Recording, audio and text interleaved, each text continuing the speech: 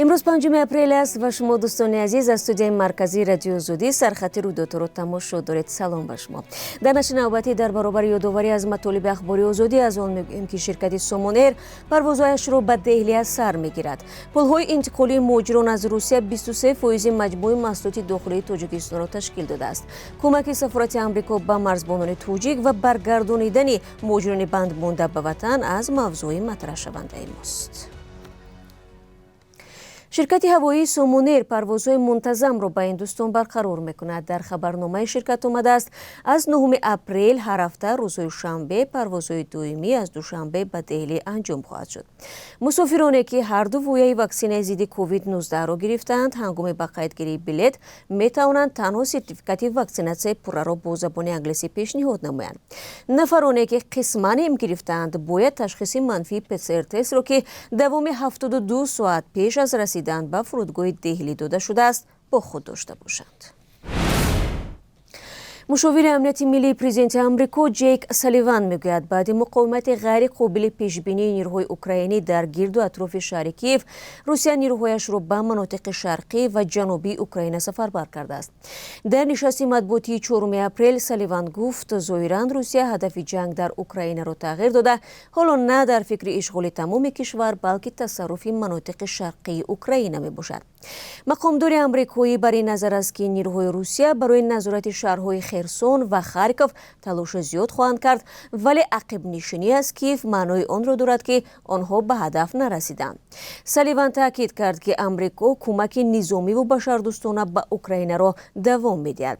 بینندگان عزیز، تفصیلات بیشتر را در این باره می‌توانید در وبسایت رادیو زودی پیدا کنید. ضمناً سفارت آمریکا به مرزبانان توجیک برای حفظ مرز به مبلغ نزدیک به 3 میلیون دلار آمریکایی تجهیزات کمک کرده است. این یاری‌ها از رادیوها، ماشین‌های بارکش و مجموعه‌های قسم‌های احتیاطی جیپ J8 عبارت بوده است. کاردار موقتی آمریکا در تاجیکستان خانم واکر در مراسم سپردن تجهیزات گفت که در طول 20 سال اخیر ما با تاجیکستان برای تامین امنیت مرزها، مبارزه با تهدید تروریسم، جلوگیری از پنه‌شوی سلاح هسته‌ای، مبارزه با قاچاق مواد مخدر و اکستریمیسم همکاری کردیم. سفارت آمریکا افزود که در 30 سال اخیر به تاجیکستان برای تامین امنیت بیش از 330 میلیون دلار یاری رسانده است. ظفر رحمانی سابق مشاور حقوقی رئیس حزب حالا در تاجیکستان ممنوع نهضت اسلامی که بعد آزاد شدن از محبس میخواست به فعالیتش در امور زنان ادامه بدهد، حالا از درد سرطان اذیت میکشد. او میگوید 3 سال پیش تشخیص در بدن او بیماری را آشکار کرد و این همه مدت او تلاش دارد که خود را تبابت کند.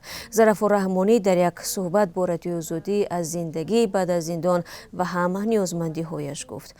این مصاحبه را 3 ساعت بعد در برنامه اخباری آزادی منتظر باشید.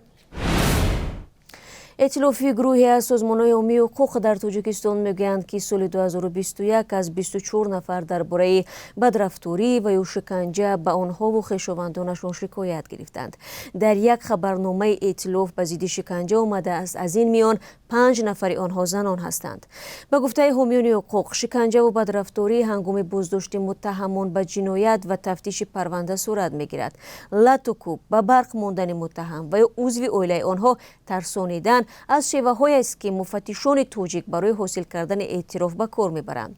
در اطلاعیه همچنین آمده است که جبر دیدگان شکنجه از 22 تا 60 ساله بودند و اکثریت آنها از رفتار غیرقانونی کارمندان وزارت امور داخلی تاجیکستان شکایت کردند. یک خانواده در نویه خراسان میخواهد ارزش را مستقیما به پرزیدنت تاجیکستان رساند، زیرا به ادعای این عائله مراجعت‌های با تکرارشان به مقامات محلی برای بازبینی حجم نفقه ناچیز و هم دریافت عروبچه معیوبی هیچ نتیجه نداده است. مشکل خانواده نیازمند را همکاران ما در برنامه اخباری امروز مطرح خواهند کرد. خدمات کنسولی سفارت توجیکستان در روسیه به بازگشت باز یک گروه توجیکان درمانده در اسیای جنوبی به وطن مساعدت کرده است. در خبرنامه سفارت گفته می شود آخر هفته گذشته 10 نفر شهروندان توجیکستان که بنابر محدودیت‌های وابسته به پاندمی و دیگر سبب‌های گوناگون در شهر سخینوال درمانده بودند به وطن برگردانده شدند. به قول نمایندگی دیپلماتی همچنین به مهاجران کمک‌های ضروری رسانیده شده است. همزمان سفارت به شهروندان ورودشان به کشورهای اقامت ممنوع توصیه می‌دهد تا برای عبور سرحد از منطقه مذکور خودداری نمایند. تقریباً 23% مجموع محصولات داخلی توجیکستان را در سال 2021 مبلغ‌های انتقالی مهاجران کوری از روسیه تشکیل داده است. بنا به معلومات بانک مرکزی روسیه سال گذشته توسط نظام پرداخت از روسیه به توجیکستان 1 میلیارد و 794 میلیون دلار انتقال یافته است. مبلغ میانه یک انتقال در سال گذشته 160 دلار بوده است. وزارت رشد اقتصاد و سودای توجیکستان میگوید سال گذشته مجموع محصولات داخلی کشور حدود 99 میلیارد سومانی را تشکیل داده است.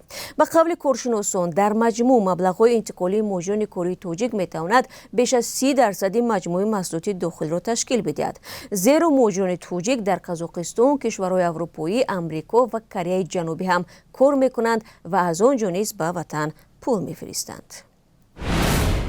دوستان گرامی، حالا نظر میاندازیم به قرب اسعار خارجی در توجیکستان. بانک ملی برای امروز 5 اپریل قرب 1000 روبل روسی را 149 سومانی و 20 درم نشان می‌دهد که نسبت دیروز 1 سومانی و 10 درم بیشتر است.